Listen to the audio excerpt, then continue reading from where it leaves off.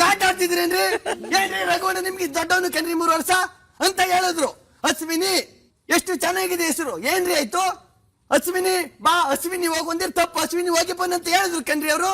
ನೀವೇನಾರು ನಮಗಿಂತ ಚಿಕ್ಕವರಾಗಿದ್ರೆ ನಿಜವಾಗ್ಲೂ ನಾನು ಅಶ್ವಿನಿ ಅಂತಾನೆ ಕರಿತಿದ್ದೆ. ಏನ್ರಿ ಇವಾಗ ಏನ್ರಿ ಮಾಡ್ತೀರಾ? Please see my ice, I am talking with me. So Supram so. Okay?